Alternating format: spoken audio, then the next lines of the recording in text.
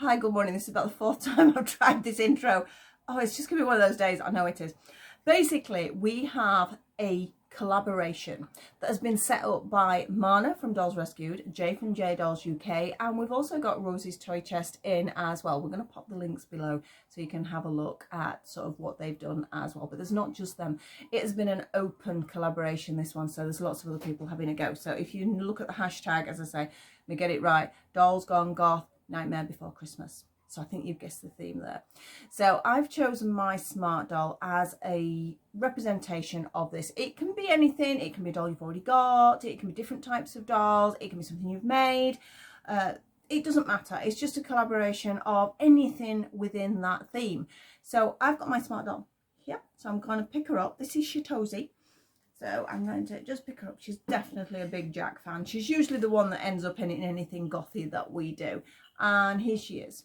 So as you can see, she has a Jack inspired, we'll call it inspired outfit. I think as my son pointed out though, it was a little bit Beetlejuicy as well.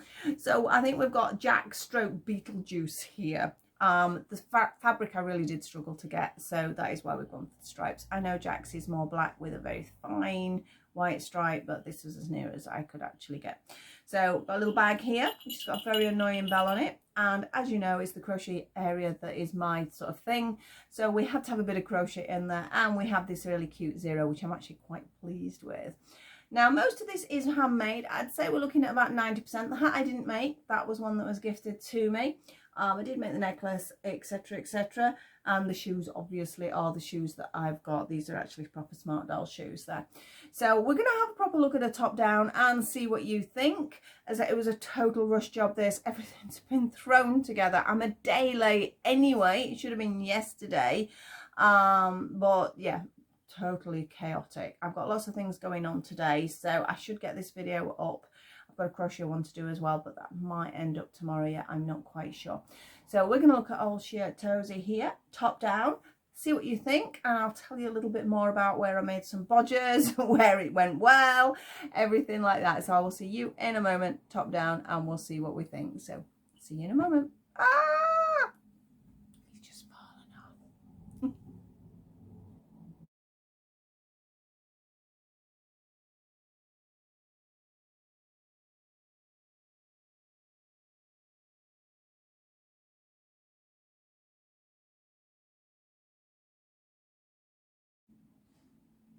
Well, here is Chitose. So we're going to have a little closer look at her here. Let's just tidy her skirt up there a second. And as I did mention, 90% of this is handmade. So shall we start from the top? I'm not quite sure where I'm going to start, to be honest.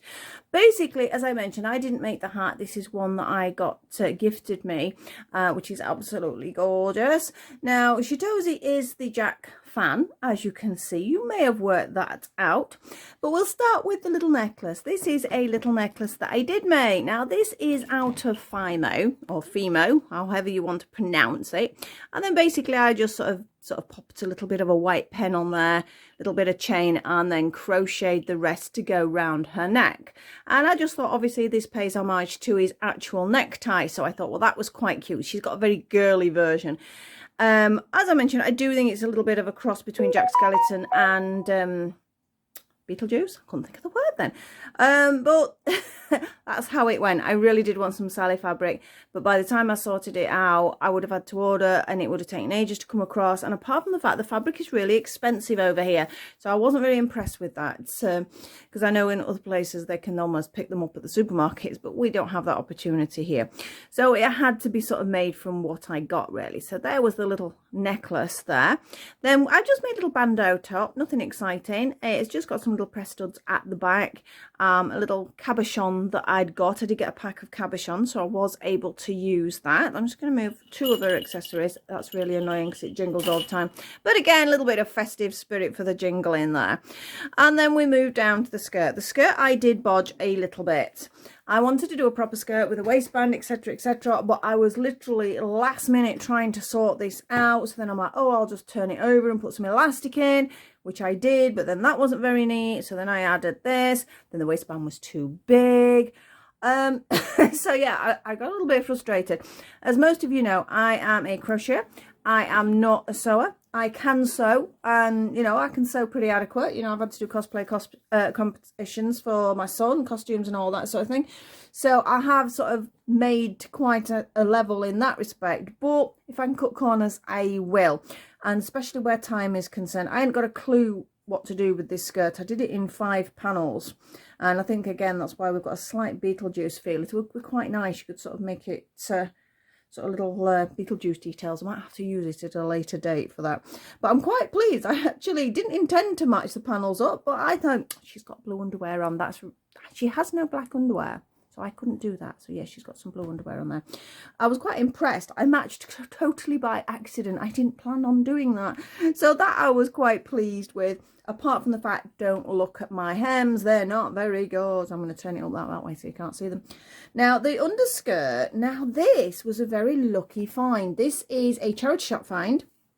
I'm absolutely over the moon with it. Oh, what am I doing to you there, Chitose? I'm bending your legs, sweetie. It is a child's full underskirt. It's almost like a tutu underskirt. So I've actually got more than this out of it. I mean, look, it's 2 layers. And to be honest, to actually make that, it just wouldn't have been worth it. The time, the energy. It cost me £2 for this little kiddie's underskirt. And I think I'll probably get 3 underskirts or 3 different items out of it. I got this one and then obviously some more. Now, little stockings. I've mentioned sort of making the little stockings out of people's socks. So that is what they are. These little black stockings have been great because I've used them for anything sort of gothy, witchy or anything like that. So we'll just pop our clothes back down. So we have the underskirt. The underskirt was sort of what gave me the idea of wanting to do a skirt. Because I wanted to showcase, I can't speak today, can I? I wanted to showcase this gorgeous, gorgeous lace. I've got some very similar to this, but as I say, to have bought this lace and then the net and then layer it and etc., it was much cheaper to do it the way I did, and it was a total lucky find. So then, as I say, she's got this gorgeous skirt over it, which I'm quite pleased with it, apart from the waistband, not happy with that. Little bandeau top, and our little necklace, as I've just mentioned.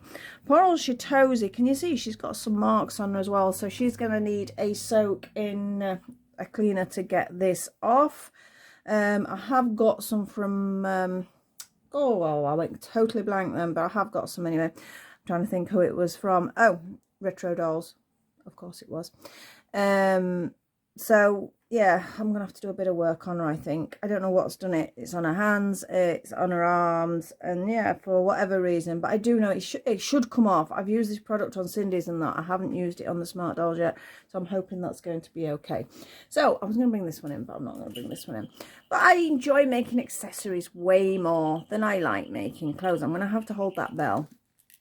There we go, it doesn't rattle so much. So we had to have a bag. Now this fabric, it's actually apparently designed for hair bows. That's what they were selling it for. It's like a plasticky sort of product. I've not actually used that thickness of products. I was a little worried about it on the sewing machine, but it worked quite well. Quite hard to turn inside out, but apart from that, it worked quite well. And again, a bit of lace, little cabochon. So she's got a little pocket there. She's got a very irritating bag charm, which tinkles all the time. And then, again, because I was going so fast here, I like to line my bags, but I didn't. So we just have a bit of Velcro that's holding it together. And then this was a bit of chain. It's an old necklace that I used. So we've got some little holes. And just clip it on. Pair of pliers, bend it round, and job was a good one there. So she had the bag. I was pleased with the bag, but I would have liked a bit more detail. And then this is my favourite bit, because I crochet, so of course it was going to be my favourite bit. We have a little zero. Now, his head was a bit of a challenge, a bit of a funny shape there to get it. Perhaps he could have done with a longer nose, but I'm very pleased with him. His little ears obviously sort of waving back there. And then the wiggly bit. Now, I'd seen lots of different people make these. Some like with a solid sort of amigurumi-esque ball at the bottom with a frill. Some had just done it like a blanket. Some have done granny squares. But I wanted the wiggly bit, but I wanted it to sort of stand up as well. You can't really see from that angle, but it stands up quite well. And I just played and played and played. Thankfully, I did write it down as I did it. Because then if I wanted to sort of reproduce, at least I can. But it does actually stand up, which I'm really pleased about, because I didn't want it to just be like, you know, a flat blanket. I wanted it to be able to look, you know, give a little bit of movement in there. So I'm really pleased with Zero. I think Zero is probably my favourite piece of this, but as I say, that is my particular craft. So, of course, I'm going to say that, aren't I? But apart from that, I am generally quite pleased with this little girl. Wish I'd had a bit more time, sort of finesse things a little bit more. But I think Chitose is pleased with it because, as I say, she does really love Jack. And as you saw in the background, we had our Christmas Jack, which is actually my daughter's that I acquired so I could pop it behind the scene. But that's it, really. Hope you enjoyed it. If you do enjoy my videos, please like, subscribe and share, please. Please pop a comment below. See which bit you like. Which is your favourite bit out of all that. And I'm looking forward to seeing the other videos. I have so much to catch up on. We're going on the Polar Express tonight with the grandchildren. So I'm going to struggle to get to watch everyone's videos. I'm going to try and get some out this afternoon. I've got to get this up yet. So we'll see what happens. I might take a few days to catch up. I'm already a day late with this anyway, so c'est la vie, I will get there. So once again, thank you so much for watching. Hope you like my Chitose here in her Jack Skellington inspired stroke Beetlejuice thing outfit. And I will see you all very soon. Thank you so much for watching. Bye bye for now.